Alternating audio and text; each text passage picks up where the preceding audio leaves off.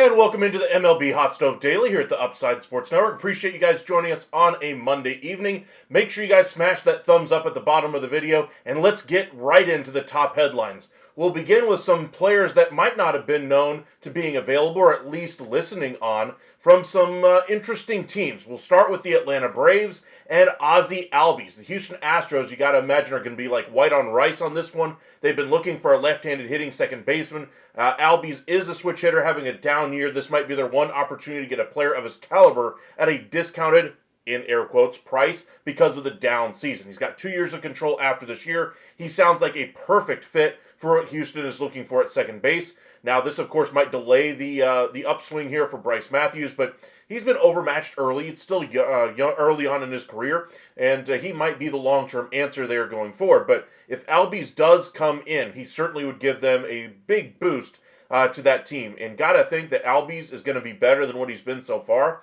And he's showing signs that he's coming out of it. Had a rough 3-4 week stretch there, but over the last 6-7 games, he's finally turning it around offensively. We'll see if this is a trend or a portent of good things to come for Ozzie Albies.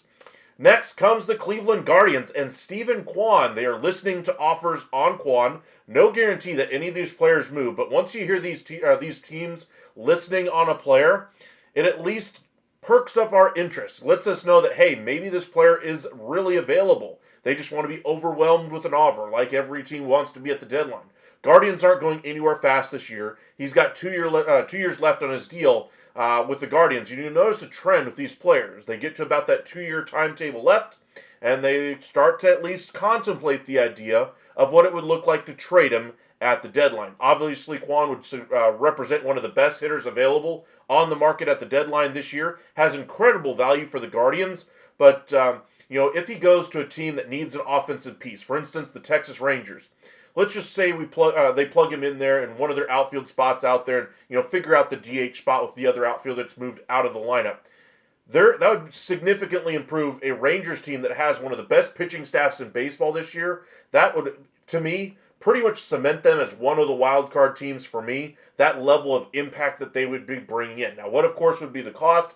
That's a big question. Kwan is not an easy piece to pry out of Cleveland, and I'm not saying the Rangers are even interested in it, but it'd just be one of the teams, one of many, that I'm sure would at least kick the tires on the idea of Stephen Kwan. The last name, again, 2 years left, Mackenzie Gore, the Washington Nationals starting pitcher, having another solid, even great year for them. 2 years left on his deal after this year, though. And yes, they have James Wood. They have Josiah Gray on injury right now. He's going to be coming back relatively soon, it sounds like. But Gray is certainly not the player he once was. He's had his issues, with performance and so forth. But Gore certainly has not. He's been everything as advertised for the Washington Nationals. Now, would they sell high on him right now to recoup as much value as they can? Honestly, I wouldn't rule it out. New GM in charge there. Maybe he wants to clear the decks, get as much prospect capital as he can, go into free agency, and spend, which is what we expected them to do anyway, and kind of build around James Wood. I think there's a legitimate case to be made for that in the Nationals front office, and with a dearth of starting pitching available in the market, you're starting to see some teams at least start to offer up their starting pitcher. Sarah, you rightly point out about Fetty, but don't forget about Gallen and Kelly from the Arizona Diamondbacks. Don't forget about the Twins and Joe Ryan's possibility there. The Pittsburgh Pirates are looking like they're loading up for a fire sale, which means Mitch Keller out of town, Bednar out of town, Santana out of town. If they can move Cabrian Hayes in a decent deal, I think he would be out of town as well. And if somebody takes on the money of Brian Reynolds, I think he would be out of town as well. The GM there, Ben Cherington, is in a race to save his job this trade deadline season. If he has a great deadline, I think he could secure his job. But after your manager is let go, usually the GM isn't too far behind in that situation. And for the Pirates, this is not a ascending team right now. They have really good pitching, but not much on the offensive side. They're going to need offensive pieces back here at the deadline. Many teams with lots of rumors popping out there today, and this is the first Monday after the All-Star break. This is when we really get those rumors ramping up. We saw a little bit of trade activity late last week. We saw a few rumors start to percolate, but now it's getting serious. We're, 10 days away from the trade deadline? A reminder, we will be live all day long on trade deadline day, so be sure to smash that subscribe button and join us on trade deadline day. Welcome in Ethan, Sarah, Brandon. Appreciate you guys joining us. Blockbuster, that would never happen. Gallen, Suarez, and Naylor to Texas for Walcott. I bet it's a massive overpay for Texas, but can you cook it up on the trade machine? I can, but Gallen's around a 3 value. Naylor, I want to say is 3 to 5, somewhere in there. So we'll just be generous and say it's 9 total. And then Suarez, I believe, is around 6. By the way, he just hit home run number 36 today. But if you add it all up, you're looking at, what, 15 million total, whereas Walcott is 64, 67 total for the Rangers. That wouldn't necessarily work for me if I'm a Rangers fan. As much as those pieces would help the Rangers this year, giving up on the future of Walcott for 3 expiring deals, not exactly what I'd call a sound business decision. You look at what the Aroldis Chapman trade did for the Chicago Cubs. That was a finishing move. That was a championship caliber team that was looking for the cherry on top to guarantee themselves a really good chance to win the World Series. You make that trade right now, I'm not sure Zach Gallen ultimately cracks your rotation. Yes, that's what I just said. Zach Gallen might not be able to crack the Rangers' rotation right now. You look at the top, DeGrom, he's not starting in front of him. Eovaldi, obviously not starting in front of him. Sounds like he'll be back for his next start. Jack Leiter threw 6 innings plus today. Great pitcher. He looks like a future number 1. Today was one of the first times I've really seen him, learn from his mistakes in the first half, being able to finish off hitters. He looks the part as kind of where you could kind of go under DeGrom's wing and learn how to get that out once you get to an 0-2 count to be able to finish off a hitter. I think once he gets that a little bit more effective and tones down the wildness, we're talking about a true number 1 there. I think that still is in the cards there for Jack Leiter, but we shall see. Is he starting in front of Patrick Corbin right now? No. He's the man with the rubber arm for the Rangers right now. Who would have said that a year ago? Who would have said that you wouldn't start Zach Gallen over Patrick Corbin in a rotation before we got to the start of the season? And that's where we're at right now. Gallen's looked good his last couple of starts, but Corbin has been Mr. Consistent for the Rangers pitching staff. They have no need to go ahead and move him around. In fact, they moved him up in the rotation just to allow him to get another start because, again, the rubber arm. He's very good, very durable, and he's been very strong in performance on the mound. Kumar Rocker, well, again, another rookie on the mound that you're going to be bringing back John Gray for. You're going to be bringing back Tyler Mahle eventually here. I'm not sure Zach Gallen would really have a role, but to kind of, talk about your trade there, the one piece that I would really like if I'm a Rangers fan is Josh Naylor. You love the home runs from Suarez, love the power, but I'm sure that the Yankees are going to end up overpaying. Sarah, hey Michael, everyone, Cards have Fedde, Matz, Maton, and Helsley on the trade block, along with possibly Arenado and Lars. It sounds like Mosaic's going to be meeting sometime in the next week with Nolan Arenado about his no-trade clause and see which teams he'd be willing to waive it for. I hope they finally get the deal done, but it sounds like the Cardinals will be sellers at this year's deadline, like they should be. Ethan, D-backs also pay all the money in that blockbuster deal. Even if they do, that's only another $10 million max. You're still $40 million in the hole. No, thank you.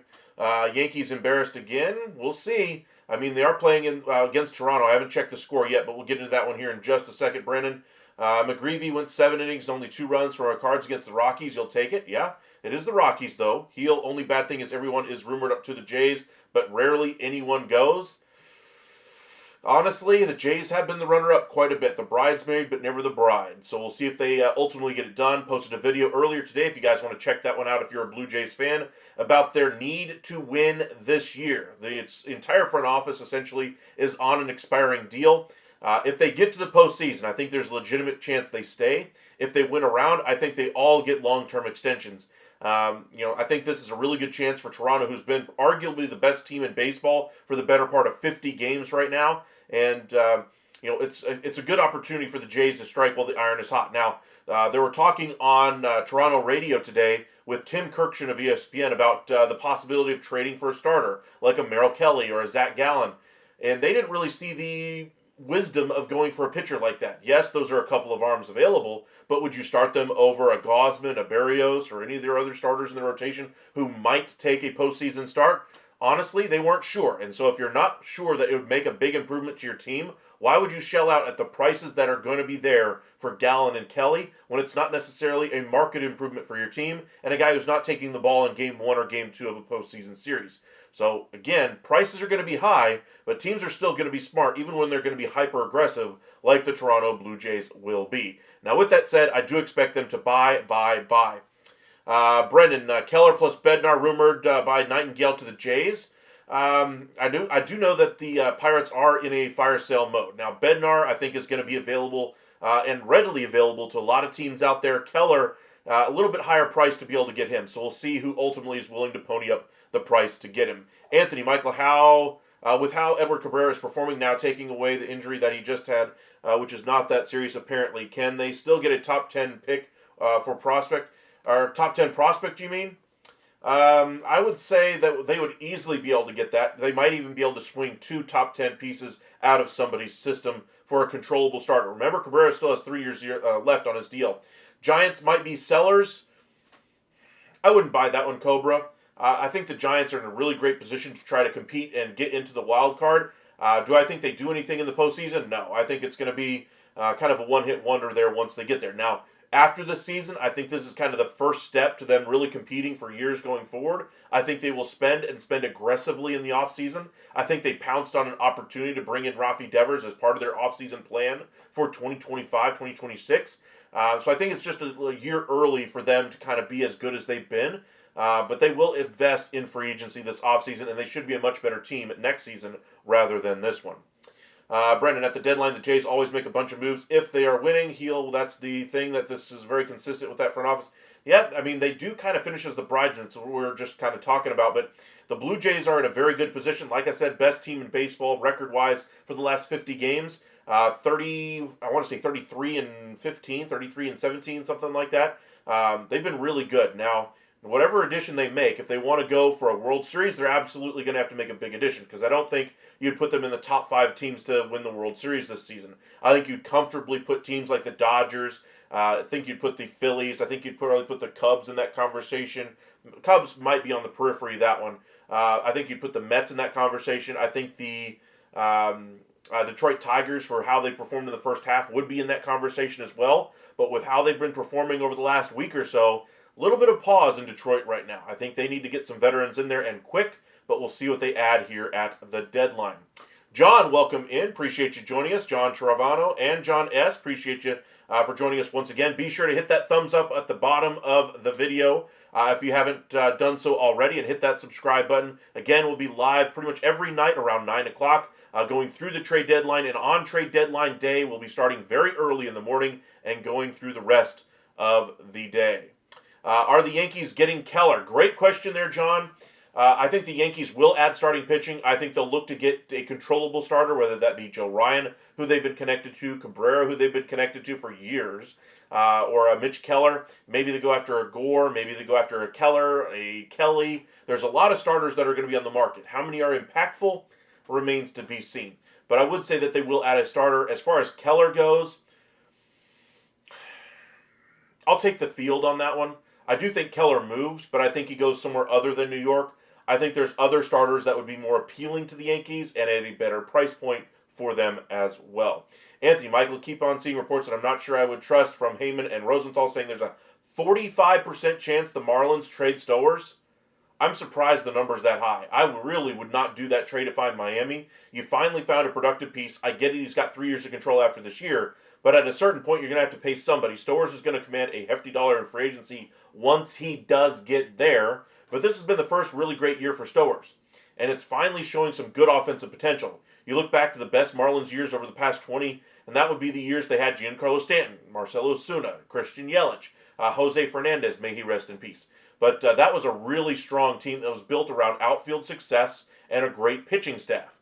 Now, we'll see if they do that again this time around, but it sounds like the Marlins don't have much coming in the tank that they trust, and would lead me to believe that this 45% number that you mentioned could be somewhat legitimate. I would really hold on to Stowers, though, and try to build around him. Ethan, only person I'm trading Walcott for right now is Paul Skeens or Hall of Fame bat that's locked up.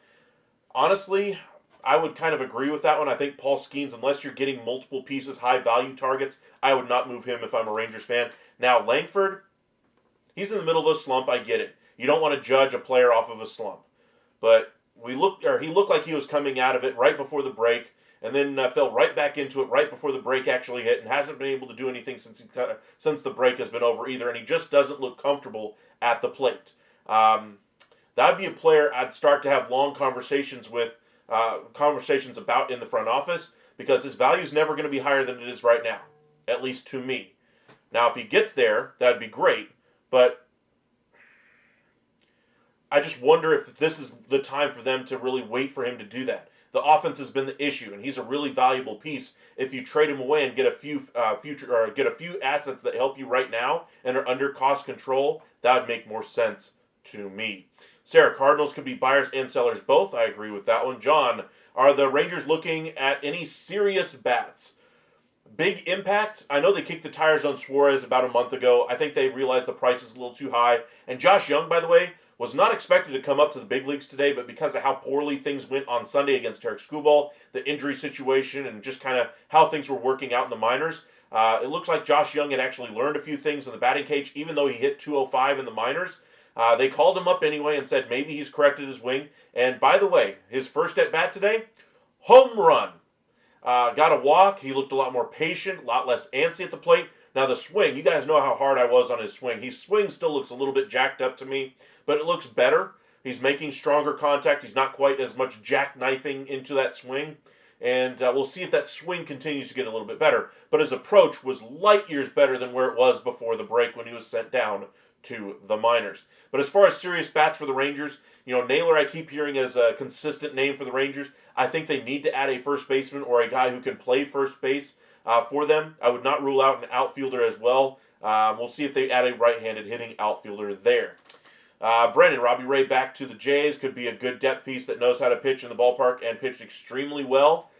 Honestly, I don't see the Giants doing that. I think they're going to try to contend in the wild card for the NL side. Not that they think they're going to win everything this year, but that it's a first step, a positive step to kind of conclude the year on a high note and just attack free agency and try to bring free agents in to the Bay Area. Now, as far as the Jays going after starting pitching, I think that's where everybody assumes the Jays are going to be looking. The question is, can they get a starter that's going to take the ball in Game 1 or Game 2 of a postseason series? And to me, there's only a couple of starters that really fit that bill. Joe Ryan, to me, kind of fits that bill. Zach Gallen could if he really takes off in the second half, but I don't necessarily view him currently as better than the options they already have to fill those roles. But those would be some of the names that I would look at here at the deadline. John, do the Braves any attractive trade chips? Yes, they do. The rumors came out today that they're actually listening on Ozzie Albies. Of course, we talked about the Houston Astros being a logical fit there, but there's a lot of names that could go from the Braves that would be significant returns if they did trade them away. I don't think Bryce Matthews is getting traded. No, I don't think he is. I think he just hit a home run if I just saw that notification pop up correctly. Let's see here. Brennan, I know for a fact that the Jays would offer Namala Yasevich if Skeens becomes available. Well, that would get you to about a 57 or what? About a 50 valuation for Namala and Yasevich. Skeens is 135. Those are your two best pieces you're going to put in a trade. It ain't going to happen. Anthony, Michael, you saw the prime Gary Matthews Sr. with the Rangers, how good he was because of the time I started paying attention to the Rangers. His son already in the outfield for the Rangers. I remember Gary Sr. just barely. I do remember Gary Matthews Jr. making that great Spider-Man catch over the center field wall. That was one of the top probably 3 catches in baseball history as a home run robbery. That was fantastic. Ethan, what is Mike Trout's surplus if Angels trade every dollar owed? Would be a shocker trade. Every dollar owed would be over $100 million. So I don't think that's going to happen. But if they did, his surplus, I believe, would be his field value, I guess, would be what your surplus is. I believe his field value is around 70. I don't think you're getting that. But it'd be an interesting idea, I suppose. Anthony, watching someone breaking down the Marlins, and I'm not sure if you agree with him. This is a guy who just covers Major League Baseball as a whole. He says they should go for lower or mid-level guys. Honestly, that's kind of what I've been saying that the Marlins were looking for. Guys that were 20 years old or under, guys that were below Double-A or no higher than Double-A, guys that were going to take a while to get to the big leagues. Now, that was the thought process going into the year. Now, at the draft, they kind of changed their decision-making a little bit here. I'm curious to see what the returns that they bring back in trade if they change their outlook overall. Heel, Michael, why not platoon Simeon and Jock and call up Walcott and have Simeon play and Simeon part-time at second? After all, he's going to age and Walcott gets the experience. I don't want to start the clock on Walcott just to get the experience. I want him playing every day if he's on the roster. Now, as far as Simeon, you're not platooning Simeon over there at second base. His glove is too valuable. His bat, although struggling so far in the second half, has been better since the end of May, and he's been one of your best hitters for basically the last 2 months. Now, as far as Jock Peterson, when he comes up, he's going to be a DH only. So you're not going to put Simeon in there at DH. So let's just kind of keep that in mind. Walcott probably figures in to be your right fielder sometime in the next year. Maybe year and a half, but we shall see. Anthony, let me clarify free agents with contracts between 2 or 3 years. Well, in free agency, that's kind of what they've done. Target guys with 2 or 3, or try to sign guys 2 or 3 years. That's kind of the model they've gone with. Now, as far as in trade, if you're looking for guys to come and help your major league team, I don't think the Marlins need to do that right now. I think they need to build their farm system up as much as they possibly can and then figure out where they are after those pieces finally get to the big league level. That's kind of how I see things with the Marlins. All right, let's get into some actual trade talk, everybody. We've been talking a lot about the chat anyway and so forth, but let's get into some of the rumors that we're actually seeing. So let's go ahead and dive right in. All right, so we talked about Nolan Arenado meeting with John Mozeliak sometime in the next week about his no-trade preferences. Before, we remember the 5 teams that he's willing to waive the no-trade for. Yankees, Red Sox, Dodgers, teams like that. One team that was not on that list was the Houston Astros, who agreed to a deal. He didn't decide fast enough, so Houston went a different direction. Cardinals ended up getting stuck with Nolan Arenado going into the year. I would be surprised if he finishes the year on the St. Louis Cardinals. I think they'll try to find him a destination. The question is, how much do they eat, and who ultimately ponies up the prospects that the Cardinals would be willing to take in exchange for him. All right, Jesse Chavez back on free agent market, of course. We talked about the Cardinals shopping Eric Fetty. The Rangers, sounds like they're going to be without Chris Martin as he was sent to the IL with a calf strain. Sounds like, according to Bruce Bochy, this is a 4 to 6 week injury. We already were talking about the Rangers needing an elite closer at the back end of their bullpen. I think this drives home that point with an exclamation point. They need a closer in the worst way right now. They have a really strong bullpen this year. They've done good so far since the All-Star break concluded. It's only been 4 games, but so far they've been doing great yeoman-like work. Took a scratched start from Nathan Eovaldi, had Jake Latz go out there and match Tarek Skubal pretty much pitch for pitch, and then they still almost pulled out the game when they didn't really have anything offensively. They still need to add a bat, but this, with Chris Martin going down, I do think this does hurt the Rangers a little bit here, but they were going to add an elite reliever here either way, and now I think this just absolutely cements them adding one of those elite closers that we mentioned. Post a video around 6 o'clock this evening anyway about the options that they'd be looking at. Felix Bautista, Kyle Finnegan, David Bednar, Yohan Duran, and Emmanuel Clase. Those are the names that keep getting bandied about at this trade deadline. Don't forget about Kenley Jansen as well. But those are some of your headlines that we saw from around the league today. Let's see. The A's are listening on a couple of their starters, Jeffrey Springs, J.P. Sears. Sounds like Severino is also being at least listened on offers. I doubt that they move all of those guys. I think there is some impetus for them to move one of those guys and then sign another free agent in the offseason for the similar deal that we just saw for Severino, and then see if they can peddle that one. And then when they finally get to Vegas, Kurtz is, by the way, going to be the face of that franchise when they get there. You'll have Jacob Wilson under control as well. By the way, the way he bats in there, I did not realize how active he was in there. Reminds me a lot of Adam Rosales. Again, in Oakland A, I wonder if he's kind of the guy he learned it from as far as his approach. We did mention in our video as well, around 11, and in our live last night, about the David Robertson signing to the Philadelphia Phillies for $6 million. But those are some of your headlines right now. All right, let's get into some actual trade talk. With all the new rumors that we're having out there today, let's cook up some new trades for what we could actually see here at the deadline. Cardinals are going to have to pay Nolan Arenado's contract. I wonder what his surplus would be. I would imagine they end up paying probably $20 million of that deal. I know they were looking around the 10 to 15 mark around the in the offseason. I doubt they get away with that because he's not exactly having a great year. He's a solid veteran on a championship team right now, but he doesn't exactly change the fortunes of a team all the way around. He's no longer that type of player, but he's still a very good third baseman, still brings you a little bit of impact into that lineup, and he's very consistent over there at third, which is the biggest thing you get out of him at the trade deadline is the availability and the consistency. So we'll have to see, but I do think he will be one of those that is moved from the St. Louis Cardinals. The question is how much money do they end up having to retain and how much, because they're retaining, are they getting in return for him. But let's go ahead and get into some trades. First one I want to do is the one for Ozzie Albies going to the Houston Astros. Now, immediately my thought went to, hey, Bryce Matthews, send him back the other way, and there you go.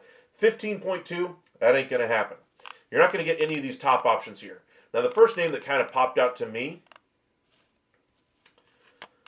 was Kevin Alvarez. That could be kind of a one-for-one type of a deal. It'd be a massive overpay to me. But if you paid, I don't know, say $3 million of that Braves deal to Albies down, I think that would make this deal very palatable for the Astros because, again, they can't really take on money.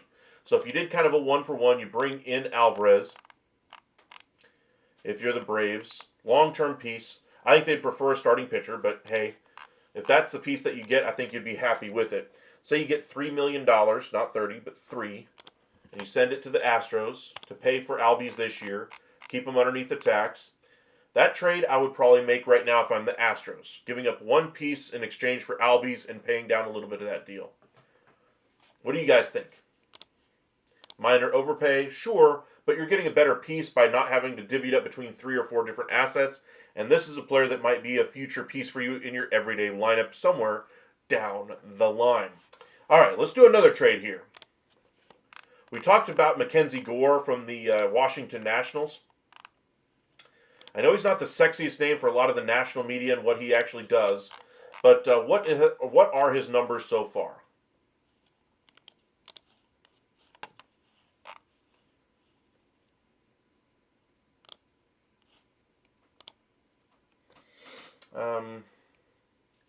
I don't want to move Miller here. I did notice something about Mason Miller. He was the subject of multiple articles out there today. Ken Rosenthal, Jim Bowden were both talking about him in their articles, and that they haven't necessarily been even listening to trade talk about Mason Miller because nobody's been willing to meet the mark for him. Now, his numbers look a little bit inflated because of the 4 ERA, but his true ERA, I believe, or the ERA plus anyway, is around expected ERA is supposed to be around 2.84, so kind of right in line with his career norms. The strikeouts are obviously off the chart in that 99th percentile of baseball. He is a very good relief pitcher. I would say an elite relief pitcher, elite closer. Now, they brought him in a very interesting game today in Texas. They brought him on with 2 outs in the 8th inning in a game they were losing by 5. I think they wanted to get this ERA number down a little bit and showcase that you can utilize him in an 8th inning role. I wonder if this is the precursor to the A's really be willing to trading away a Mason Miller. They don't really have the starting pitching yet, so trading away your closer right now when you're not exactly winning games doesn't exactly impact your future right now. Now, of course, there are rumors that they might be looking to move him to the starting staff. You don't bring him in for a third of an inning in the 8th inning down by 5 with 2 outs in the inning already in order to get him to eventually be a starter. This was completely about showcasing him and decreasing that ERA just a little bit to make him a little bit more attractive at the deadline, either as an 8th inning setup option or as an elite closer. So Mason Miller, I think there's good traction around him of possibly being available at the deadline. But we talked about Mackenzie Gore. That was one fresh rumor that was out there today about the Nationals at least listening on him with the new GM there in charge. What does this season look like so far? 26 years old. He's got 2 years left after this one. 3.59 ERA, 20 starts, 112 innings so far. Strikeouts, really good, 140. What are his game logs? Over his last 7, 5 ERA, so he's getting lit up a little bit, but over the last 15 or so, 3.6 ERA. Let's go ahead and go to the game logs and see how his season's really gone. First start went well against Philadelphia through the month of April, around a 4. Not great, but not bad. May at 2.63, that was fantastic. June 2.93, that's great. So far in July a 7.24, and all of that basically due to the game against San Diego the other day, giving up 8 runs in 2 1/3 innings. One bad outing really kind of cost him there, raised his ERA by a full half a run. So he was around a 3 before that. So he could be one of the more attractive options in that Mitch Keller, same vein with Taj Bradley, Edward Cabrera, Joe Ryan, all those types of players with 2 to 3 years left of control that could be available at the right price at the deadline. But that's one name I'm kind of keeping an eye on anyway. I did not expect that to happen. I thought he would be the part of the future there for Washington along with James Woods. But if they don't do anything in free agency, they might have to get creative with how they try to develop this team, since some of their prospects are working out, but not all of them. Ethan, Cardinals should trade Sonny Gray and Helsley. Sonny Gray has $35 million $35 million coming to him next year, and he has a team option the following year for $30 million. ERA around 4. Peripheral numbers don't look great. He's kind of to me, a 4th, 5th starter in a really good staff. Cardinals are looking for starting pitching. But if they get a nice return on Sonny Gray, I'm sure they'll listen. Helsley, I think, absolutely should have been traded in the offseason. Prices were a little bit higher for relief pitching. Prices will still be high because of the immediacy of the need, but we will see what they ultimately get in return for his services. Walcott for Mason Miller, Oakland. You do that 1 minute. I heard teams looking at Mason Miller as a starter next year. I wouldn't be looking at him as a starter if I'm the Rangers. I'd view him as a bullpen guy. And then because Walcott is so valuable, I'd need one other piece, one significant piece in return, and I just don't think that would happen, especially in the division. Just imagine having to watch Sebastian Walcott play in Oakland, or in Las Vegas anyway, for the next 10, 15 years and be one of the perennial MVP candidates eventually. That would be hard to watch. But, they're not going to move him in a deal like that. They're going to try to get their pound of flesh if they did decide to move a guy like Walcott. But let's go ahead and make a trade here for Mackenzie Gore. What would it cost? Well, his surplus value right now is at 70, so you could do some real damage in a trade here. I think they'd be looking for guys at AA and AAA. I think they'd be looking for quantity as far as a couple of pieces to diversify this team a little bit. Let's say that the Yankees ultimately are the team that ponies up the price. He's the guy that they've identified as the biggest impact for their market. So let's say they go. So you send McKenzie to the Yankees. What would they want in return in Washington? Well, to me, that would start with Spencer Jones. Having a really great last few weeks anyway. I think he'd probably be the starter at first base next season. They wouldn't even have to spend in free agency like they were expected to on Vlad Guerrero Jr. Now they're going to have to go after a Pete Alonso type. With this move, they don't have to do that by bringing in Spencer Jones. Now, of course, you're not getting anywhere close without including George Lombard in this deal. Not having a great year, but still is the most valuable piece in the Yankees system, in their Yankees farm system. Let's see with those two pieces, two really high-value targets, you're getting them at 48.5. Gore, you're still well beneath there. So you're looking for another 20 and change. I think you're going to be looking at a guy like Cam Schlitter, go in the rotation for the Nationals. And then you could do a Cunningham just to kind of round out the deal. Would you do that if you're the Yankees? Honestly, I probably wouldn't do that. I think the price is just a little too high, especially when you can get a rental option for next to nothing in return. So I would probably turn that down. I'll go ahead and validate it for now and post it to the trade board. Everybody's going to thumbs down on it, which is fine. But, that would be about the price that it would take to part with a Mackenzie Gore. To me, the Yankees shouldn't part with those assets in exchange for him. Now, if you're getting a longer-term piece that's going to be around for 4 yeyears, then that's a different discussion. But this guy's only going to be around for a couple of years. You always try to re-sign him if he's great there. But, Gore's having is a really good starting pitcher. I think you'd probably slot in as the 3-4 in that rotation when everybody is healthy and Garrett Cole is back. But either way, he's still one of the best pitchers in the National League right now. All right. Let's see. Yeah, we already read that comment. Okay. If you guys are new here, be sure to hit that like and subscribe if you have not done so already. Got about 20 of you guys with us. Let's get into another trade here for another piece that we saw at the deadline, or that was mentioned today, and that's Stephen Kwan of the Cleveland Guardians. Now, the one team that was mentioned as a fit here was the Los Angeles Dodgers. I think this is an easy trade for the Guardians because there's so many different avenues that you could choose to go down. But let's say they do. 47 is what you're looking for. And remember, they're looking for offense. They're looking for maybe one starter back. So they want to kind of split up the value of this player. 2 years left on his deal, I believe. Yeah, 2 years left after this season. So there's a good case to be made for Zaire Hope. You're looking for 47. That gets you to 32. Might be a little high. So say you go a little bit cheaper. You go after Mike Sirota. He's having a nice year. I would do Kellen Lindsey. He's having a great year. You bring in Stone to take over in the rotation.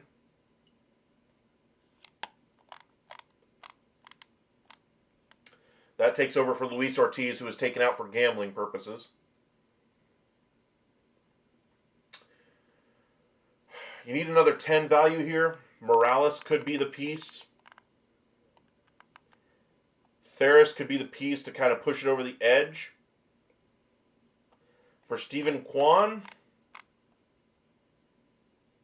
they might do that. I think the more likely would be like a Quintaro or a Morales. I'll go ahead and do Morales. So that would be your trade for Stephen Kwan. Not too bad. And then we'll do one here for Mason Miller from the A's. Now, there is no shortage of teams interested in his services. To me, the one team that kind of makes the most sense to me would be the New York Mets. Mets have the pitching prospects that the A's are going to want in return for his services, and they're going to want to be bowled over. The Mets are going to be willing to bowl over the A's for his services. Now, you're getting 31 value. They're going to want probably 36, 37 mil on the in return here. So I think this trade, to me, McLean is there. I would rather have Tong, though. He looks every bit the part of a future ace to me. So you put him as the piece number one. You need about another 20, 18 mil more. And you're not going to do it just a 2-for-1 deal. You're going to want at least 3 high-value pieces. So you need 18-ish more.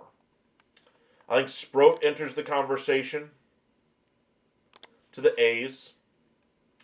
There is the conversation to be had about the eventual trade around Brent Rooker. That will happen.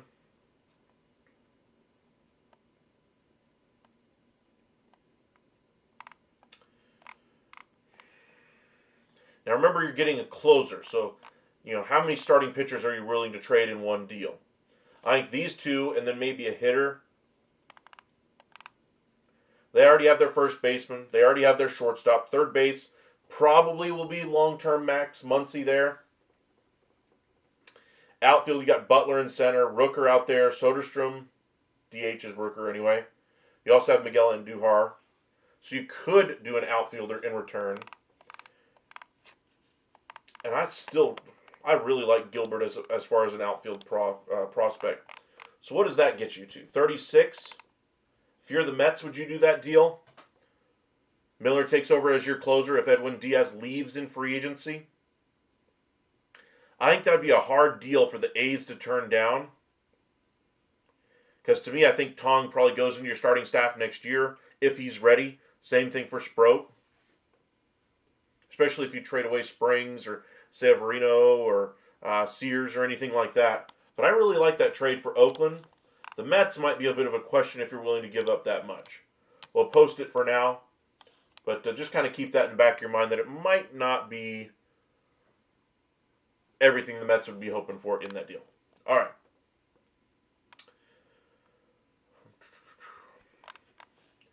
I want to kind of circle back to a conversation I've been having with you guys for the past 3 weeks. Before the All-Star break, we floated the idea of possibly splitting up the value of a guy like Sebastian Walcott or Wyatt Langford if you're the Rangers. The theory behind that being you're trying to make your team better to win right now. And if you bring in assets that are under control for, say, 2, 3, 4 years, and those guys help you on the Major League staff or a Major League team right now, why not go ahead and make those additions and then worry about the future in 4 years? Now, Langford, of course, has 4 years left to control after the season.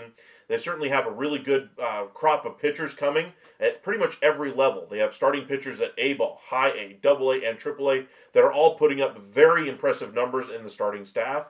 They don't necessarily need starting pitching, but with controlling pitcher price is so high right now. We floated the idea last night about them doing a trade of Langford plus another minor league hitter who's blocked at the major league level in exchange for Thomas White, their top prospect on the pitching side of things, Noble Mayer, the number 5 pitching prospect on that side of things as well, and then, of course, bringing in Edward Cabrera as a controllable pitcher that they could turn around and flip at the deadline. So kind of thinking in that same vein, if the Rangers wanted to improve their team right now, to win right now, and still not necessarily sacrifice the entirety of the future value there's a lot of different avenues that they could choose to go down. So let's go ahead and pull up the Rangers. I'm kind of surprised his value has stayed this high. I just don't see it right now because of how much of a struggle he's in. Okay, so they did finally tweak it a little bit. They decreased Langford by about $2 million. So they took him from 67.2 to 65 with his recent struggles. They also decreased his high value mark from 80 to 78. They're still really high on him, and I think people rightly should be, because he had a great September last year. If he does it again this year, he's going to have significant improvement with his overall numbers from where he was last year. But I still don't think he's going to. Still don't think he's going to reach his potential this season. Now the next year, I think that's really where we could see the takeoff. There was hoping it was going to be this year. Looked like it was going to be after the September that he had last year. Ultimately, it didn't work that way. So you're looking to trade Wyatt Langford. You're looking for controllable assets, or at least guys that will help you this year. You could trade him to the Atlanta Braves for a package that includes Olsen and Riley. That's never going to happen. The Marlins trade that I mentioned, that would be one possibility. But where else would a player like Wyatt Langford be valued? So a team that's not necessarily looking to win this year, got to keep that in mind, but is looking for a long-term answer in left field, looking to get younger. That would be one way to do it. Rangers stole Robert Garcia. They kind of did. They got off of the $11 million on Nate Lowe, and they replaced Nate Lowe with basically the same thing in Jake Berger. But if you're looking to improve the Rangers' offense, Langford's really been struggling. You don't necessarily want to say one slump makes a player, but you're looking to get better and win this season. So where do you go? Bruce Bochy ain't getting any younger. He's looking to win a World Series every single year. That's never going to happen. Baseball's too good, parity, all those kinds of things. But, there's still a legitimate chance for the Rangers to get to the World Series and win because of how wide open the AL is. So let's see. Where else could you go to send Wyatt Langford? To me, you're not trading him to any of these teams. That just doesn't make sense here. Cardinals don't make sense. Cubs don't make sense. D-backs loosely do, but not a whole lot. Dodgers, they could, but I don't think they're bringing back anybody on the Major League staff or Major League roster that would be impactful to help your winning this season. Giants, not helpful. Guardians, I think that's where you could do the Kwan trade that we mentioned. So say you did do Kwan. You trade Langford to the Guardians. You bring in Kwan to help you. He's got 47 value. Remember, you're looking for a closer as well. I don't think they would combine both of these guys, but say they did. Now you're only 18 away. The Rangers could throw in 2 other prospects here. Say they did decrease. No, they increased a couple of guys. Okay. Say they throw in Dreiling, who's starting to figure things out at the high A level. Langford immediately helps them and takes over Kwan's spot in the outfield. Langford could be better than Kwan, obviously, but that's kind of the gamble you're taking. But I would want one more solid piece. Osuna helps, but I don't think he helps enough right now. Then you get into the Burgers of the world, and it doesn't move the needle for me either. So a rotation piece that could help him next year, Bradford. Again, the Luis Ortiz piece. You're still not even close. You still need about another, 10, 11, 12 million? You throw Rosario in this deal. That's a little too rich. Let's go ahead and cross this one out. I just don't think it would happen. Where else could you go? Mariners, not going to happen. Marlins, we already did that trade. Saw how that would look. Mets, doesn't fit this year. Nationals could be an interesting fit. I was actually thinking about this one last night after we went off the air. Just kind of looking at where he would play. He probably solidifies their left field spot, Dylan Cruz, Hassel, etc. But then where do you go if you're the Rangers? You're looking to improve your roster this year. They just don't really have any pieces on the major league staff or major league roster that really would help the team right now. So that wouldn't really make sense. So where else do you go in a trade? Orioles, I don't really see him as a fit there. They have Kowser, other pieces in the outfield already. They don't need him. Padres could be an interesting fit, but again, the pieces that would help you all have no trade clauses. Not going to happen. Phillies, not going to happen. Pirates, I think that could help, but you're only getting controllable pitching back like the Marlins, and I'd rather have the Marlins trade in return. Rays, he could fit their kind of system there, but they're pieces you're looking Yandy Diaz, pieces like that help you out. You're not getting a Junior Caminero. You're not getting an Arenado in that trade. Those pieces help out the roster too much for the Rays right now. So that wouldn't really work. So just kind of finishing out this thought process here. Reds, I think you'd be exactly what the Reds would love to bring in, but that's just changing one hole for another if they did plug it with Wyatt Langford. That's not going to happen. Red Sox, I don't think they would do it. They already have an overabundance of outfielders. Rockies have nothing to trade. Royals don't really fit the description as far as pieces that they could trade as well. Tigers, not going to happen either. White Sox don't have enough. And then, of course, the Yankees, no. So it's very difficult to come up with a trade that makes sense for Wyatt Langford that helps the Rangers this year, besides teams that don't necessarily have the pieces that they'd be willing to move in that deal. So short of that, going back to kind of reality land here, the most likely option is they end up adding a closer. We talked about in our video earlier today. If you guys want to check that one out, about 3 hours ago we posted, 5 hours now I guess, since almost 11 o'clock Central. But in that video we discussed kind of 5 relievers that they were looking for. We discussed it at the top of the video as well. Finnegan, Clase, Bednar, Duran, Bautista, and even Kenley Jansen to a certain degree. I think all have registered some level of interest from the Texas Rangers. I still view a deal centered around Bednar as kind of the best case scenario for the Rangers. Gives them exactly what they need as far as a strikeout guy, which is one thing they're looking for, and a guy who can handle the ninth inning. That would be one way that you could go. Ethan, Skeens, you'd have to include Walcott and Langford and still add more to that deal for Skeens. That ain't happening. I saw somebody post on the site a trade that would have sent basically the entire Rangers starting lineup to the Pirates in exchange for Paul Skeens.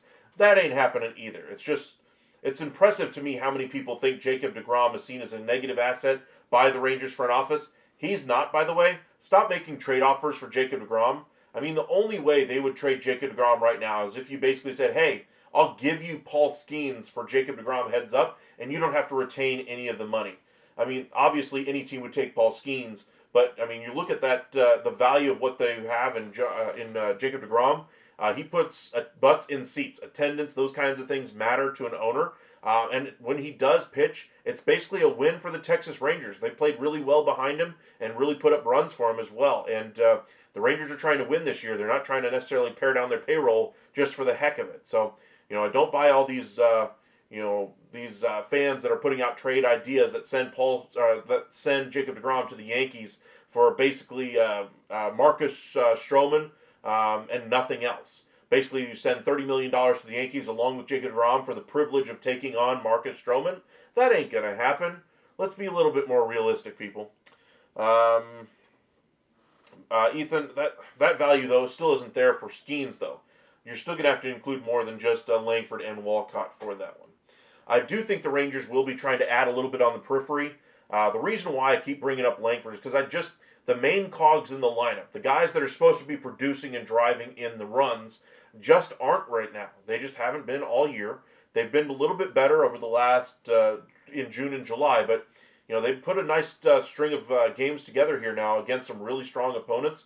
And, they played the Astros well. They come out of the break and play the Tigers really well. And they look like they're poised to make a nice run as they try to get into wild card positioning here. And I wouldn't even rule out the division.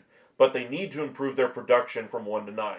They got a lot more production recently from the back half of the lineup. Higashioka looks much better, looks a lot more confident at the plate. And if this is the Josh Young we see the rest of the year, that solves your need at third base. First base or DH, Josh Smith takes one of those spots there.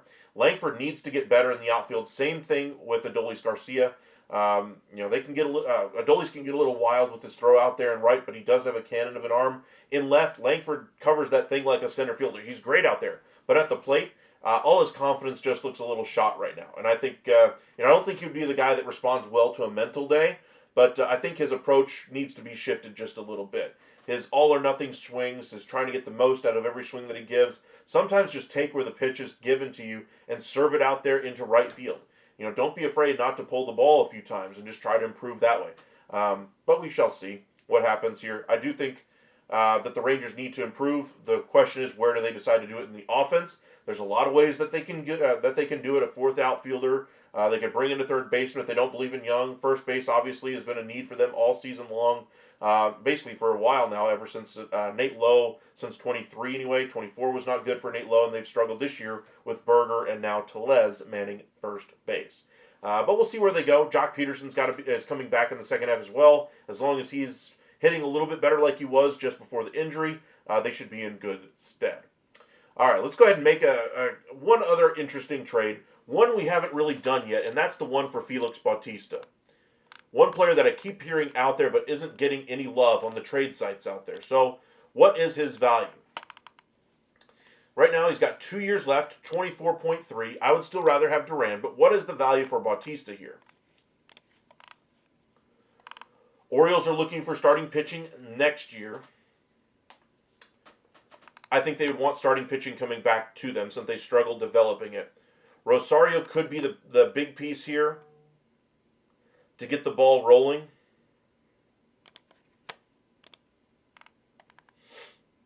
I'd be hard-pressed to trade Latz or Drake. But I think you probably have to put Drake in this deal. And then you get real close, and then you go down to, say, the bargain bin here. You throw in Corniel's at AA. I wouldn't trade him. Teodo, Church, Stefan Hales. I'd say you throw in Hales, just kind of round out the deal. Not a bad deal. Would I do this deal first? No, I'd still rather go Duran than Bautista. It just doesn't make sense to trade our youth, especially if it's Langford, who is a proven everyday player. Yes, but proven below average right now, kind of teetering around average. If you're making the trade for Langford, you're giving up on the future. You're giving up on the potential of what Langford could be. But the trade that I mentioned, if you did the Atlanta Braves trade, you get Olsen for those same 4 years. You get Riley for 7 of those years, even longer term. So that way you're improving your chances to win this year, and you're still going to have a really good team in the next 2, 3, 4, 5, 6, 7 years as well with those contracts. The Padres make a lot of sense as far as Manny Machado and his underwater contract. Xander Bogaerts doesn't have a fit for the Rangers. Otherwise, that'd be a negative asset that they could try to take advantage of. But I think he would be a great fit, kind of what they're looking for in their outfield mix. But they're still looking catcher as well. Those are kind of the pieces, the big value pieces that they could be looking at if they did move a player like Langford. Otherwise, don't make the move unless you're getting $1.20 on the dollar right now for Langford. I don't make a move with him. Let's see here. Carter, Walcott, Young. I understand being on the block. Walcott makes sense to me being on the block as far as a piece that you could trade because he hasn't at the big league level yet. He looks like a superstar, which means I'm going to need superstar level talent coming back, or at least talent that immediately elevates me to a World Series favorite on the AL side. Osuna readily available because the organization doesn't necessarily value him as a necessary long-term piece for the future, but as a short-term option for them in the outfield. Carter, I wouldn't trade Carter either because his value is a lot more depressed than Langford, so you get a lot more bang for your buck if you move Langford, which also means he's the more valuable piece to you. But with Carter's defensive abilities in center, his ability to be consistent at the plate anyway, as opposed to Langford, who has his ups and downs and slumps and hot streaks. Carter is the model of consistency in that regard, and so that's why I would rather hold on to Carter, because the less value, I get the trade piece of Langford with higher value and try to get a bigger return. But again, unlikely to happen. Let's see. Walcott is number 2 in baseball. He's rated number 4, but number 1, 2 guys already in the majors. Rangers could get just about anything they want from him, but he stays in Texas. I'll still agree with that one. It's the overwhelming likelihood of the trade deadline for the Rangers is they add a low-cost option at DH first base. They add a right-handed hitting outfielder. They add a utility infielder and an elite closer. Those are kind of the things they're looking for. I don't think they're looking for any other major shakeups of the organization, but I wouldn't rule it out if they're overwhelmed by an offer. But those are kind of the things we're seeing right now. Line for stats is a 2.6 WAR, 15 home runs, 234 average, and a 111 OPS plus. Yes, but I'm saying there's so much there still on the bone for Langford. To me, the league average for batting average right now is around 240. That's pretty much where he's at. The power numbers is what kind of pushes him over, and then the WAR is the defensive ability that he brings as well. So that kind of shows you the player that he is right now. Really strong defender that does have some power, but sometimes sells out for it. And that's kind of the one thing I don't like about his approach, is that he's selling out for the power. If he solves those issues, he could be, everything we thought he was going to be at the head of the offseason. You guys remember how I was talking about Wyatt Langford being the second best or maybe even the best player on the Rangers by the end of the year. And right now I just don't see it happening. All right, let's go ahead and check in on some of the scores from around the league before we get into a little bit more trade talk. I'll go ahead and clear that one out.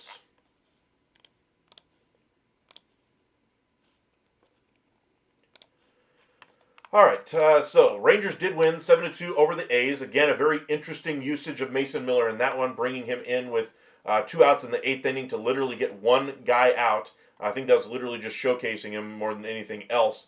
The Astros currently winning over the Diamondbacks 6-3. Good news for you fans of the trade deadline looking for the Diamondbacks to be sellers. Looks like they're going to fall back underneath 500. Twins absolutely look like sellers right now. They're going up against the Dodgers, who did hit a home run today. 5-1, they currently are winning over the Twins there. Twins should be big sellers at the deadline, so kind of keep your eye on them. Guardians, 10-5 winners over the Orioles. Both teams, I would necessarily say, are not locks to make the postseason. Orioles have played better since they fired their manager, but they're just too far away.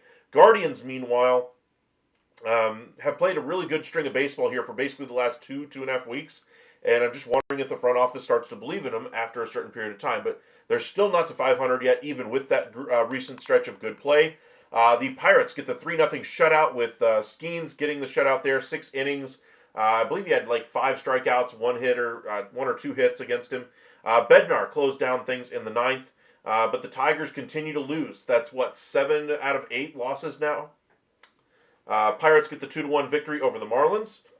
Nationals 10-8 over the Reds. Tough one for the Reds to take there as they're trying to push for a wild card spot. Phillies win on a catcher's interference call that drove the winning run home in the 10th inning. And they take it over the Red Sox, who have struggled here out of the break in the second half. After winning 10 straight, they certainly have fallen on some tough times. Yankees lose again to the Blue Jays. 4-1 this time. Gausman takes the victory there. Rodon the loss. Mets 7-5 winners over the Angels. The Mets need to stack up a few wins here if they're looking to overtake the Phillies for best in the division by the end of the year. Braves too little too late right now as they win against the Giants 9-5 at home. They should be a selling team. I would expect that to happen. Elder, a nice performance today. Giants, they still need some more pitching here at the deadline, so expect them to buy, but buy very frugally here at the deadline. Rays get drummed anyway by the White Sox at home, 8-3. Good news for the trade deadline as well, because with the Tampa Bay Rays losing, drives them just a little bit closer to selling here at the deadline, and they have a bevy of pieces they could easily put on the market. All right, Heel, Yankees are cooking up a trade to get Merrill Kelly and Suarez. That'd be a really good get for the Yankees. They are all over Suarez, and how many more homers do you want him to hit for the Diamondbacks and not for you? He's 36? 5 home runs in his last 3 games? I mean, his price is already going to be sky high at the break here with the numbers he's putting up, but he's really on a heater right now.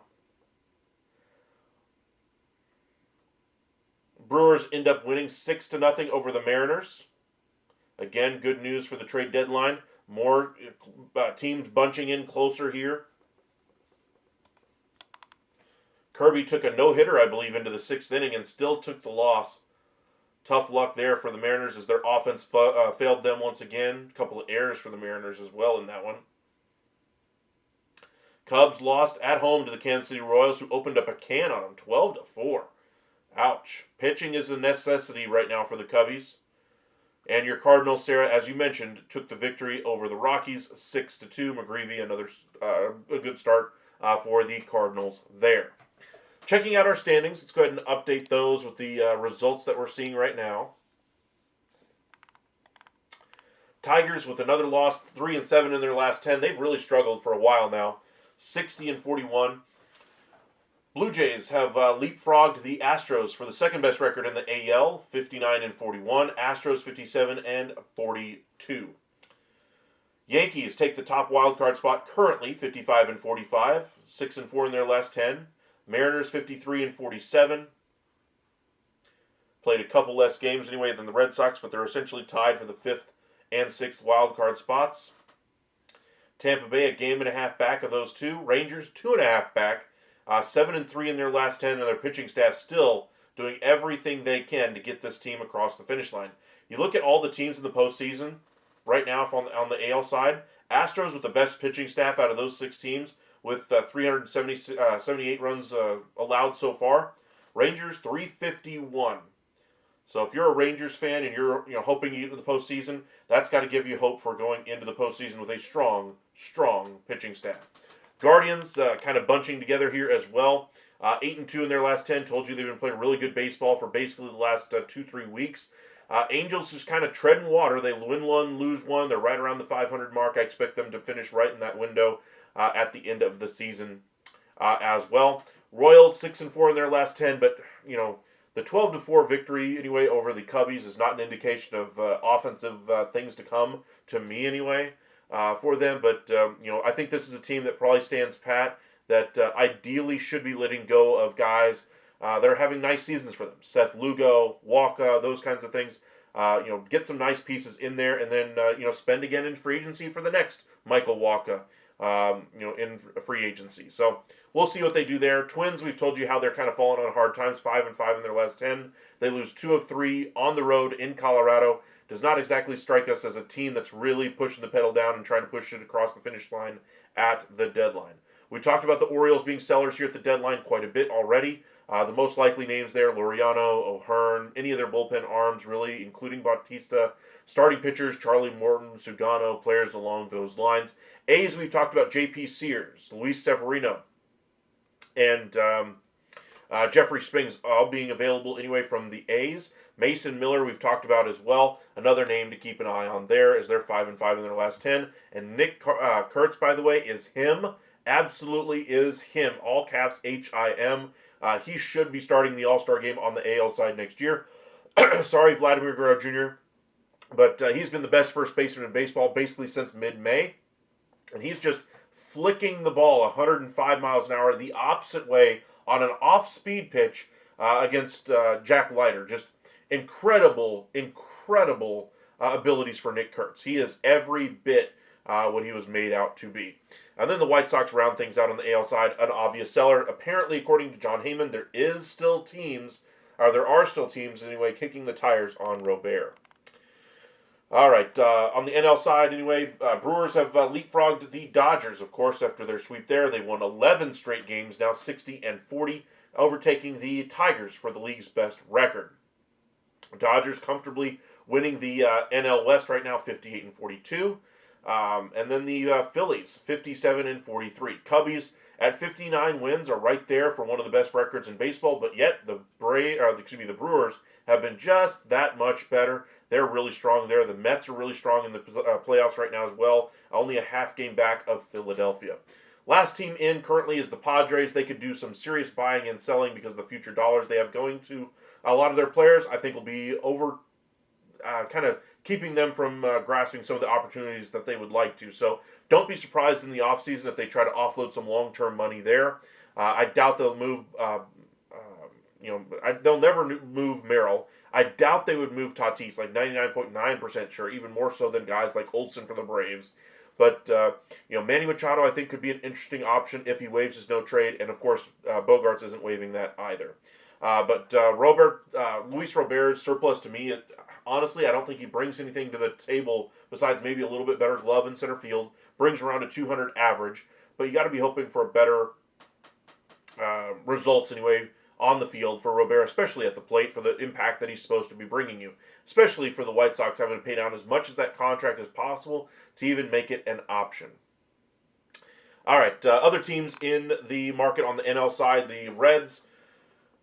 I think we're kind of getting the teams here on the NL side of things. The 6 teams that are currently in playoff positioning are comfortably in playoff positioning. Reds 3.5 back, Giants 3.5 back, Cardinals 3.5 back, Diamondbacks 5 games back, even with their 4-game win streak. Tough to see them being able to leapfrog all of those teams and get over the Padres. Just an uphill battle to climb, and of course the Marlins, to me, are absolute sellers at this deadline. Braves, I mean, if they've tried holding off the sale talk, but I mean, come on, they're 11 games under 500. They're 500 over the last 10 games. This is not exactly an ascending team. They should be sellers. Nationals, Pirates, and Nationals, Pirates, and Rockies already know the assignment. You like his stolen bases though? Yeah, but I can get somebody from my AAA team that has a 80 speed grade and go that direction and still have a nice glove as well. The offense that he brings me for the prospects I'm going to have to give up, no thank you. I'd rather go pretty much in any other direction than Luis Robert at this trade deadline. All right, let's check out X, see if anything is happening this evening.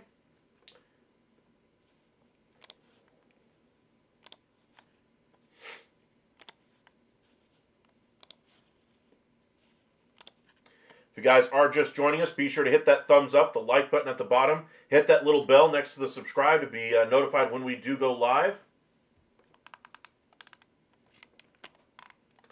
A lot of talk about the Brewers winning their 11th game in a row.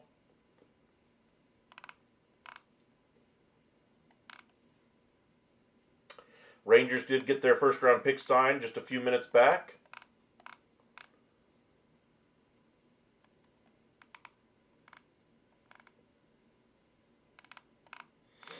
Klay Thompson threw out the first pitch tonight at the Rangers game. That was actually kind of cool. He said he threw it about 70. It was a strike, but I don't think it was quite 70. I think we're probably talking 50. But again, he was Trace Thompson's brother, of course. He played quite a bit of time in the big leagues for the Dodgers, the White Sox. I want to say the Cubs had him for a minute. I want to say the Yankees did as well. I think the Rangers did in the minor leagues as well for a minute as well. Ethan, for equal value, who would you rather have on the Rangers? Neither. Hard pass on both. I'd rather have Hellman on the roster than both of those guys. And I'm not just saying that because of the 3-run homer or the safety squeeze play today. I'd rather have his cheap contract. I'd rather have his versatility defensively. I'd rather have his glove defensively, because every bit as good as Robert is out there, Hellman, I think, could hold his own defensively there. I understand Carter was put in there, but Carter is a really good center fielder defensively, even better than Robert, even better than Hellman. I obviously would rather go that direction. And then as far as the bat goes, I don't think you're getting anything out of either one of those bats. And Marcell Ozuna has 10-5 rights. Why would he go to the Rangers where he's going to be splitting time at DH? That's not going to happen, especially when he's heading towards free agency at the end of the year. If he gets traded, he's going into the everyday lineup for somebody as their DH. Sean, welcome in. Appreciate you joining us this evening, Sean. Was wondering where you were today. The Cubs will get the first place back and the Brewers will lose again. I mean, they're not going to win every game. That is true. The Brewers are just on a really incredible run right now. The question is, where do they go at the trade deadline? They're one of the teams that was supposedly in on Adolis Garcia before the Rangers essentially have kind of stepped back from the market on Adolis. There's a couple of other outfielders that they could turn to, but we'll see where they ultimately decide to go. But I do think the Cubs have a really good offensive group. The question is, where do they go for an ace? The Brewers, ever since they brought in Andrew Vaughn, have been going off like gangbusters. Do they have enough? Is also the question there in the NL Central. All right. Just seeing if anything else I'm missing. All right, so Robert heating up just in time to get traded. Last 12 games, 351. So he's finally starting to hit. Still doesn't change my opinion, though. I mean, if he does this up into the trade deadline, then I'll believe that this isn't just a hot streak that immediately goes back to being a 200 player.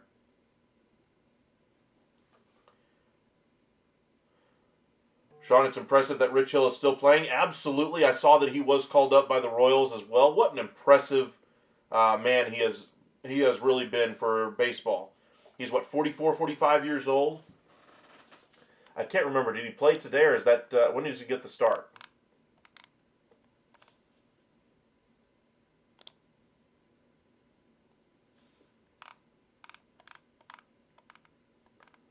No, they didn't have him play today. Okay. I was just wondering. John Gray is expected back on the big league club later this week anyway for the Texas Rangers. Curious to see what they do around Nathan Eovaldi. Do they put him on the DL in order to act, or on the injured list in order to activate John Gray? We shall see. He pitches tomorrow.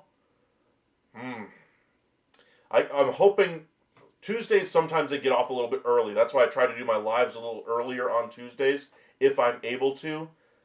I really want to watch that start, mainly just because I want to see an older guy just go out there and command the strike zone like he's usually capable of doing.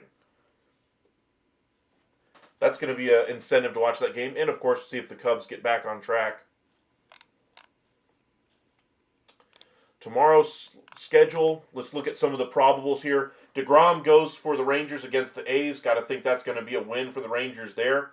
Guardians, a 7 ERA for Young. Ouch. Going up against Cantillo. I don't have a dog in the fight on either one of them. Could go either way. Keller versus Mize. That's going to be a really good matchup. This is going to be a highly watched matchup as far as Keller goes. Got to think the Yankees are going to be in attendance. Blue Jays are going to be in attendance. Mets, Cubs, Dodgers, Rangers, Cardinals, Braves, all going to be in attendance for his start there against a Detroit Tigers team who's struggling offensively right now, so he should have a good day.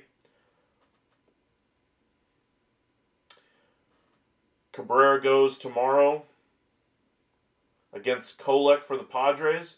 Another game a lot of scouts are going to be at. Looks like the Cardinals will sell, yes. Boyd has been great. Way better than expected. I mean, Ethan, I love that comment there. You've been around long enough to remember from earlier in the offseason when I was talking about Justin Verlander and how good he was going to be this year. I just want to make sure that people are aware how Justin Verlander is doing without a win. The win isn't everything, but an ERA around 5 right now. Who predicted that?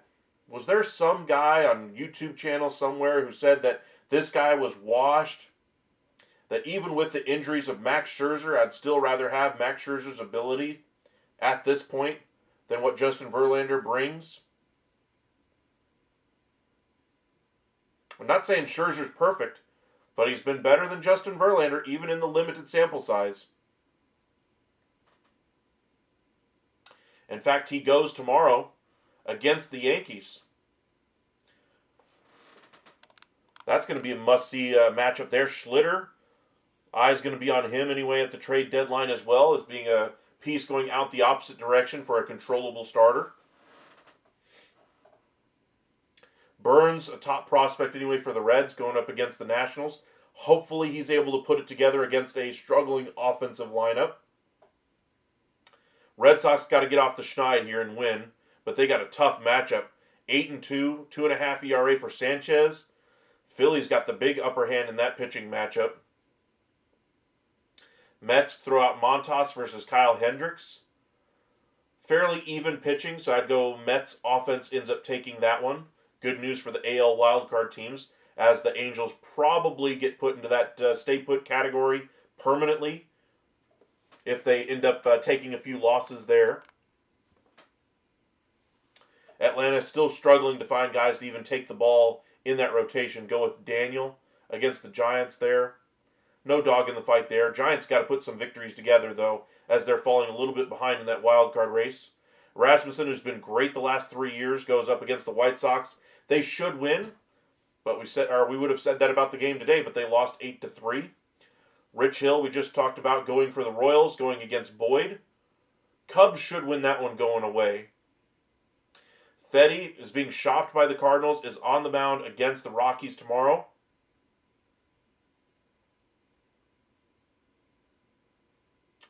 Sean, could the Giants cut bait with Verlander and trade him? No, they're going to hold on to him. The reason why they signed him was to bring legitimacy to their organization with the Adames signing. They missed out on Burns. It looked like they're just a bridesmaid team again. By signing Verlander, they tried to show the market that, yes, they can actually sign the big free agent. That's more of what they were doing there with that Verlander signing.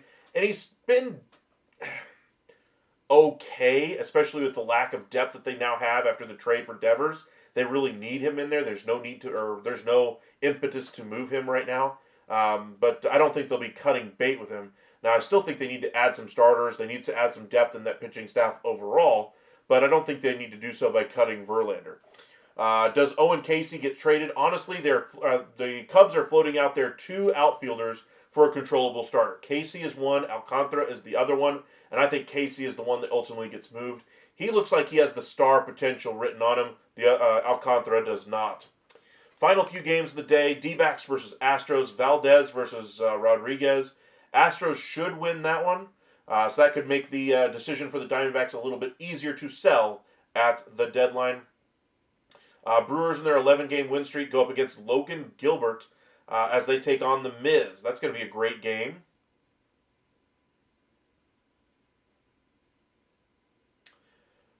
Then Twins versus Dodgers, Woods Richardson. He's been better this year. A lot better than originally expected. He was having some difficulties early when he was called upon to start some games.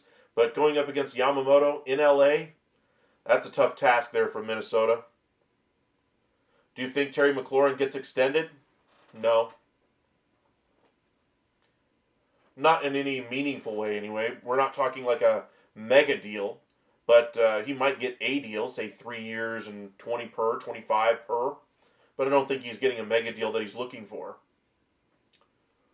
And I think the Commanders are right to do so. I think he's a good receiver. I don't think he's a great one. To me, he's not top 20, top 25. There are some teams where their number 2 is better than him. Not saying that he's not a good receiver. I just don't value him at the number he's looking for, which I don't blame the Commanders for not giving him that number just because he's theirs. There's going to be receivers in the draft next year that they could target that could give him very similar production to what Terry McLaurin gives them. Not saying he's not a good veteran presence, but I'm not looking to extend him a deal that pays him mega bucks for average production to a little bit above average production at best. But a good slate of games tomorrow. A lot of teams going to be interesting here at the deadline. Rangers 2.5 back of the wild card. If they win that one, Mariners going up against the Brewers 11-game win streak with Miz on the mound. They could pull within probably a game and a half of the final wild card by tomorrow. Pickens is better when his head is on right. I would say that's true. Devontae Smith is better. T. Higgins is better. Commanders are trying to win a Super Bowl, and that's why they signed Von Miller and traded for Debo. True, but again, those are aging players. Those are veterans coming on that roster that, if they, flash in the pan for you, great. They have the track record of production, but how much do they have left in the tank? We've seen teams sign veteran guys. That's why we look at the Pittsburgh Steelers right now and go, what are they doing with Aaron Rodgers in the house of geriatrics? All around T.J. Watt. That team needs to get younger, and especially at that quarterback position.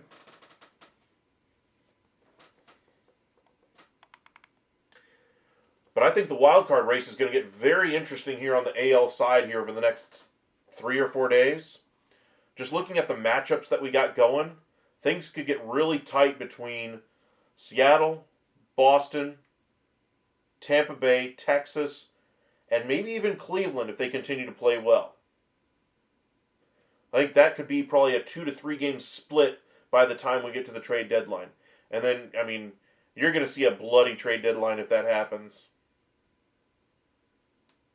And I think it will. I think the Angels will kind of stay about where they are now and kind of fall back behind this group a little bit, maybe to 5.5, 6 games back. Royals, I think, will be in that same mix. Twins, I think, will fall back into that 7, 8 games back. Orioles fall back into that 10 games back and kind of separates the, haves from the have-nots a little bit there. On the NL side, conversely, I think it's going to get a little further. you look at these teams, I think the playoff teams are pretty much what they're going to be right now. The only teams that might have a chance is if the Diamondbacks catch fire. That's not going to happen, especially if they sell here at the deadline. Winners of 4 straight, but yet they're still only at 500. Cardinals just got swept by the Diamondbacks. They're still in front of them, even after the Diamondbacks just swept them. Giants aren't playing great baseball, especially on the pitching side of things, as of late. Offense hasn't improved as much as they had hoped with Devers' addition. But they're starting to fall back here a little bit, losers of 6 straight.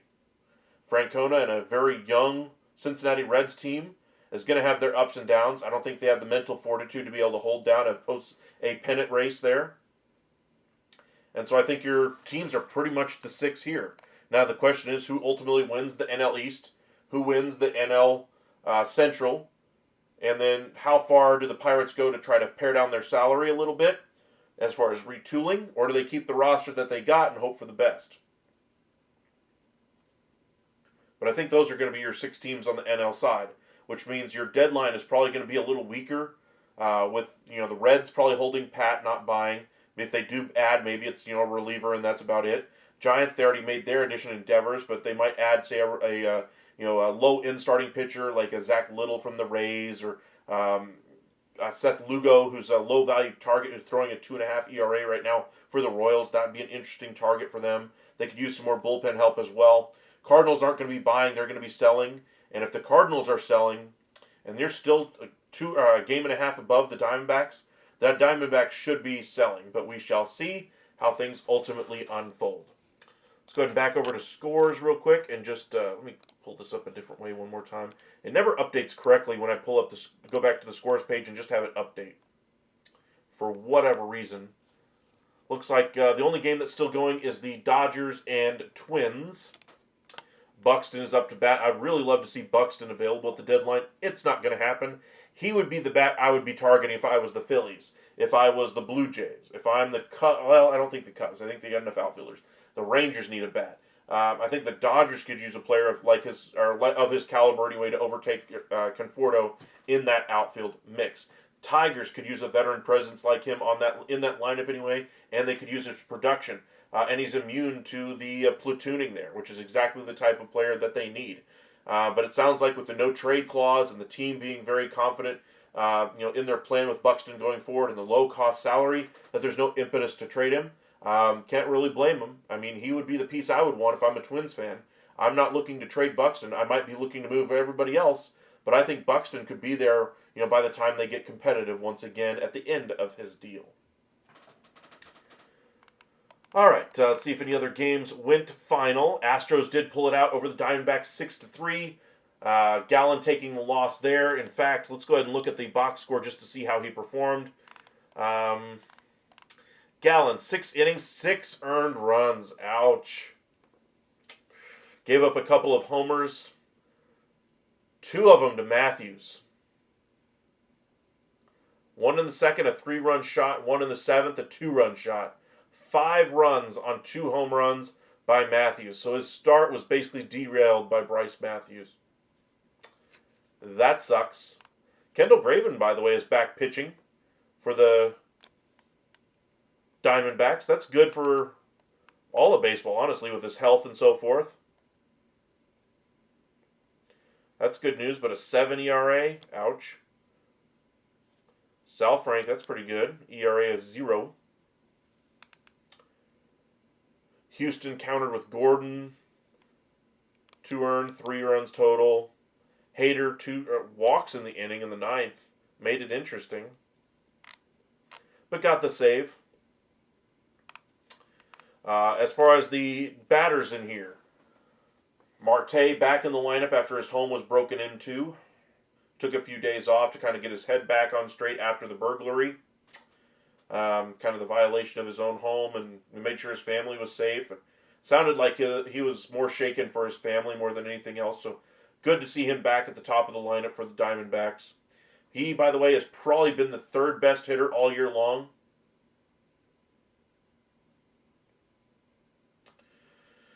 Carroll, not available at the deadline. Let's see, Suarez, 1 for 4 with that home run and a walk. Naylor, 2 for 5, again with that average, just keeping it up there. Power numbers are questionable, though, for a player that's at a premium position for power. Maybe he's selling out for average a little bit more. I'd expect a little bit better power numbers. But again, maybe it is Arizona. We've seen Arizona, siphon some power numbers from other players in the years past, specifically left-handed hitters. But Suarez is having, 36 home runs so far this year? I don't necessarily buy that argument for Naylor, though.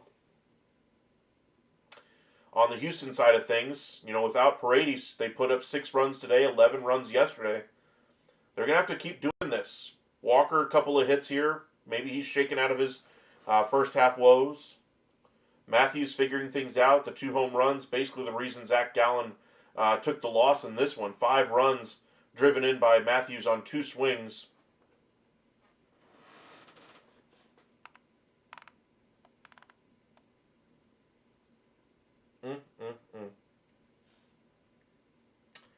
All right. Appreciate you guys joining us. Make sure you guys hit that like and subscribe if you haven't already.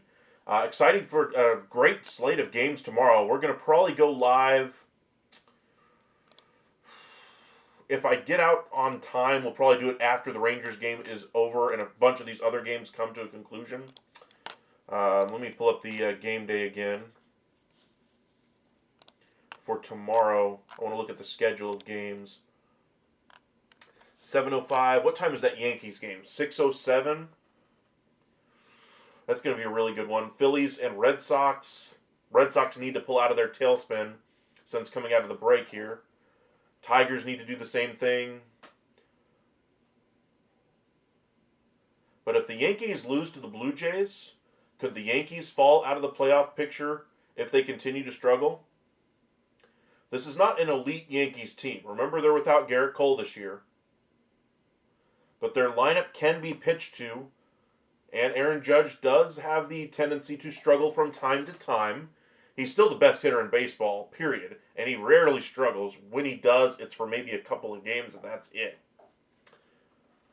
But Blue Jays just seem to have their number. If they take the win, let's see what that would do to the the wild card race. That honestly would make these 5 teams, these 6 teams, really, really close. You'd be talking about probably a 3.5 game spread. 4 game spread between the Yankees and the Guardians. That's completely achievable for any of those teams, especially if one team, starts having a really poor run of baseball. I think the Yankees will be able to pull out of it, though. I think they'll still make the playoffs just fine. Red Sox, I think, should be able to get there with their pitching. But they've been up and down. Very streaky team. They were in the first half. We'll see. Steven, welcome in. Yankees lose to everyone in the East. They have had their struggles dealing with their own division. I will say that. But again, they're without Garrett Cole. They need another starter. I think if they add another starter, they'll be just fine. And I do think they will get one. I think they'll add a bullpen arm, and I still think they're going to get Suarez. But look at these pitching matchups tomorrow. Mize versus Keller. Mize will be watching that one. Cabrera versus the Padres. Going to be watching that one. DeGrom against the A's. Rangers should win this one. DeGrom should be very good. How far do they get him? Burns, the top prospect anyway for the Reds. Does he get his feet wet and settled in against the Nats? Philadelphia, do they continue the struggles in the second half here for the Red Sox? Blue Jays owning the Yankees, do they continue that with Scherzer back on the mound and healthy? Kind of a interesting show-me-what-you-got series here for the Angels. Are they a serious team to make a wild card? You're going to have to win games like this against a guy with a 5 ERA. On a good team, yes, in the Mets.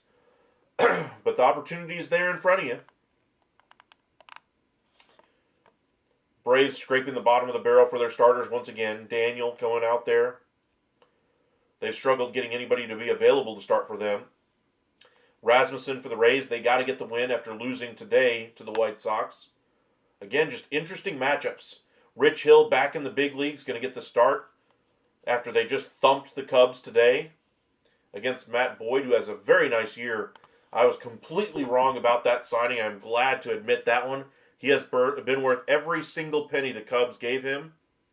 He certainly did figure things out there with the Guardians last year and looks every bit the part of and earned every bit of that contract that he signed this offseason. Fetty, the Cardinals basically saying he's been available for the last 2 years since they brought him in. Well, last year at the deadline and then now. Valdez takes the mound against the Diamondbacks. They have to win that one if they're going to stay in the NL wildcard race. Brewers with Mizrowski looking for win number 12 in a row against Logan Gilbert and the Mariners, who got blanked at home today. Kirby threw a no-hitter through 5+, but ultimately not able to get it done. And then again, Dodgers, Twins looking like they're going to be a seller. Dodgers looking to get back in the win column once again against a struggling and streaky Twins team. But those will be kind of the games we're looking at. Pretty much every single one of them has an intriguing matchup one way or the other. Giants need to get out of their own way. If there was one game that probably isn't worth the watch, I'm just looking to see if there's any game that's not worth catching up on tomorrow. If there's not like some type of trade deadline or postseason implication with any of these games tomorrow. And honestly, all of them are worth watching for one reason or another. Should be a very interesting day of baseball tomorrow. But we'll probably be live around the same time again tomorrow night around 9 o'clock. I doubt we do an early live. If I do get off around 2 o'clock in the afternoon, I might do a quick, brief, 30-minute update on anything big that happens in the morning. But we'll see you guys again tomorrow around 9 o'clock. But thank you guys so much for liking the video, joining us this evening. Stay safe out there, and we'll see you guys again tomorrow night.